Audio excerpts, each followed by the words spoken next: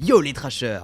Moi c'est Dozad et je vais vous parler de cinéma, avec aujourd'hui un florilège de bons films de SF qui vont vous retourner la tête. Si vous cherchez un petit film pépère à vous mater en fin de soirée, c'est pas ici que vous le trouverez. Les films dont je vais vous parler méritent toute votre concentration. Il sera ici question de mondes étranges, de paradoxes temporels ou d'univers parallèles. J'espère que vous avez le cerveau bien accroché. Voici une sélection de films de science-fiction qui vont vous faire fondre le cerveau. L'armée des 12 singes, le chef-d'œuvre de Terry Gilliam avec Bruce Willis et Brad Pitt. Mesdames et messieurs, vous ne devinerez jamais d'où prétend venir cet homme. Ce film nous emmène dans un monde post-apocalyptique où les hommes vivent sous terre après qu'un virus ait ravagé 99% de l'humanité. James Cole est alors envoyé dans le passé afin d'étudier ce virus. Mais bon, comme vous vous en doutez, ça ne va pas être aussi simple. Et puis, est-ce que tout cela est-il bien vrai ou est-ce que nous sommes dans les délires d'un malade mental ? Je suis malade de la tête. On se perd alors entre passé, présent, réalité et folie, et puis, rien que pour la performance de Brad Pitt en mode schizophrène, ça vaut le coup d'œil. Je dis pas que toi tu l'es pas, je dirais même que t'as l'air carrément déjanté. Inception. Vous vous doutiez qu'il serait là, je le mets maintenant, comme ça c'est fait. J'ai essayé de résister, mais la tentation était trop forte. Le film incontournable de Christopher Nolan qui nous fait voyager à travers les différentes couches de rêve afin d'imbriquer une idée dans un cerveau. Ce film est accompagné de son lot de théories. La toupie tombe-t-elle à la fin ? Est-ce que ce n'est pas seulement quand il a son alliance que notre ami DiCaprio est dans un rêve ? Ou est-ce qu'il rêve carrément depuis le début et que c'était Marion Cotillard qui avait raison ? Reviens à la réalité, Don. Pour bien comprendre Inception, il vaut mieux être accroché, autant pour ses scènes d'action que pour son scénario. Prédestination. C'est l'adaptation de la nouvelle de 1959, Vous les zombies, qui, comme son nom l'indique, ne nous parle pas du tout de zombies, mais d'une agence secrète se chargeant de manipuler le temps afin d'empêcher les crimes. j'ai du mal à vous suivre. Je ne vous en dis pas trop, mais Prédestination nous plonge dans de la bonne grosse science-fiction. Ça, c'est sûr. Avec son lot de retournements de situation, mais il joue aussi sur l'intime et questionne sur ce qui constitue l'identité. Sinon, que dire ? Un film intelligent, belles images, belle réalisation, bon décor, bon costume. Des compliments, c'est ça.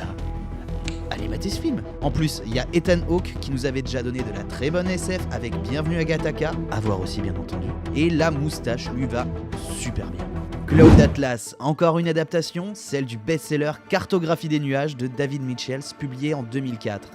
Réalisé par Tom Tykwer, mais surtout Lana et Andy Wachowski, qui nous avaient déjà pondu du très bon avec Matrix, et dernièrement la série Sense8. Dans ce film, on y suit plusieurs histoires avec des personnages différents à des époques différentes, allant de 1849 à 2144. Ce film met en scène des acteurs récurrents qui jouent des personnages différents. C'est le cas entre autres de Tom Hanks, Halle Berry ou encore Hugh Grant qui vont jusqu'à interpréter 6 rôles distincts, ce qui nous laisse imaginer une continuité entre les personnages à travers le siècle. On dirait que ça va remuer. Andy a d'ailleurs dit « Il faut laisser tomber l'idée qu'il s'agit de 6 récits. En réalité, il n'y a qu'un seul récit. Chacune des histoires et époques agit sur les autres tout au long du film. À mesure que les âmes évoluent, on observe les correspondances entre elles et on suit leur progression chronologique. » En gros, vous allez devoir reconstituer chaque histoire, puis reconnaître chaque âme en fonction des acteurs, parfois c'est chaud, pour démêler leur évolution. Casse-tête ? Non, c'est super cool. Oui, et je crois que tu vas l'adorer. Dark City. Un homme se réveille sans aucun souvenir sur une scène de meurtre dont tout porte à croire qu'il est l'auteur. Des mecs vraiment chelous sont à sa poursuite, un Jack Bauer énigmatique en scientifique qui a encore une main sur sa montre. J'ai l'impression que je suis en train de vivre le cauchemar de quelqu'un d'autre. Ce film a une ambiance thriller ultra dark, dans une ville où il fait toujours nuit, entre Gotham, Sin City ou Matrix, qui a d'ailleurs emprunté des décors au film. Non, c'est pas des conneries, il y a vraiment des décors de Dark City qui ont été utilisés dans Matrix, notamment pour la scène d'introduction où Trinity échappe aux agents en sautant d'immeuble en immeuble. Là encore, je ne vais pas m'éterniser vu que ce film va de révélation en révélation et nous fait douter de tout ce qu'on voit. Il faut par contre voir la Director's Cut, qui en plus de rajouter 14 minutes au film, enlève la voix off du début qui spoilait bien comme il faut un des twists principaux de la version originale. Il semble que votre mari soit victime d'un trouble psychique. Oh, moi aussi j'en ai. Quel genre de problème émotionnel il a ? Donnie Darko. J'adore ce film totalement mindfuck qui mélange fantastique, drame, teen movie et SF. On y suit le personnage de Donnie Darko, un adolescent interprété par Jack Gyllenhaal pour son tout premier rôle au cinéma, qui grâce à une crise de somnambulisme, ne se fait pas écraser par un réacteur d'avion mystérieux tombé dans sa chambre. Il commence aussi à se faire pote avec un lapin géant chelou qui lui annonce la fin du monde et lui demande d'accomplir toutes sortes de choses. C'est possible que vous ne compreniez pas tout au premier visionnage, mais son ambiance froide et énigmatique va vous hanter pendant longtemps, je peux vous le garantir. Je n'ai plus peur, maintenant. Un peu à la Mulholland Drive en mode SF. Mr. Nobody. Nemo Nobody, 118 ans, le dernier homme mortel sur Terre, en 2092, nous raconte sa vie. Enfin, ses vies. Excusez-moi, je n'ai pas tout saisi. Bref, nous suivons toutes les vies que Jared Leto a eues en fonction des choix qu'il a fait ou n'a pas fait. Ce film nous montre avec poésie et métaphysique l'effet papillon et que chacun de nos actes a des conséquences sur le futur. Ce film nous fera recoller les souvenirs de notre Mr. Nobody à travers les différentes réalités qu'il a connues pour finalement découvrir pourquoi il a tant de passé. Parce que c'est vrai, en général, on en a qu'un, non ? Je savais que t'allais dire ça. Attendez. Je crois me souvenir que j'ai été youtubeur beauté dans une autre vie. Existence. Petit E, X majuscule, Z majuscule. Un bon petit film de David Cronenberg, réalisateur que j'adore, qui a fait entre autres La Mouche, Les Promesses de l'Ombre ou Vidéodrome. L'intrigue nous plonge dans une fiction alliant réalité et jeu vidéo.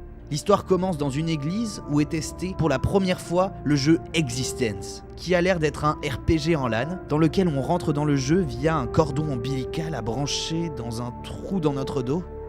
Mais un groupe de résistants réalistes attaque la conceptrice et voilà que Jude Law doit la protéger, quitte à ce que pour ça, ils doivent entrer dans le jeu lui-même. Je pense qu'il y a une bonne part de psychose là-dedans. Existence nous perdra à travers les différentes strates de jeu, un peu à la Inception avant l'heure, avec l'esthétique organique qui a fait la renommée de Cronenberg. Je ne suis pas sûr qu'ici, où nous sommes, ce soit la réalité. Bah tiens, Jude Law aussi a joué dans Bienvenue à Gattaca. Il est pas dans Stop, mais je pense que c'est un signe, il faut vraiment que vous le voyez. Existence fait une pause. Oui, c'est bon, on passe au suivant. Cohérence. Cohérence est un petit bijou méconnu de la science-fiction.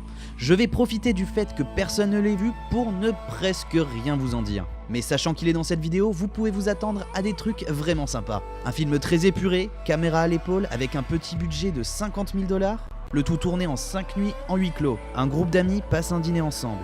Une comète passe très près de la Terre et la physique quantique entre dans la partie. Je m'arrête là. Je ne vous en dis pas plus, allez voir ce film. Un scénario bien ficelé, des acteurs convaincants qu'on ne connaît pas, à moins que... I was in a TV show for about 4 years. Yeah, what was that? It was called Roswell. Mais non, toi tu jouais dans Buffy. Ça fait plaisir de te voir là, dans un rôle différent. Enfin bref, allez voir Cohérence. Primer. C'est le genre de film que quand tu le finis pour la première fois, tu te dis « Wow, ah c'était cool, mais je suis pas sûr d'avoir tout compris ». Primer, c'est le premier film de Shane Carruth qui est à la fois acteur, réalisateur, scénariste, producteur, compositeur et monteur du long métrage. Pour un budget rikiki de 7 000 $. Il a même reçu le Grand Prix du jury de Sundance en 2004. Sa mise en scène est super réaliste, sans effets spéciaux ni scènes d'action. On y suit 4 bricoleurs du dimanche dans leur cave, à la recherche d'un brevet qui va les rendre riches, quand 2 d'entre eux se rendent compte qu'ils viennent de fabriquer une fucking machine à remonter dans le temps.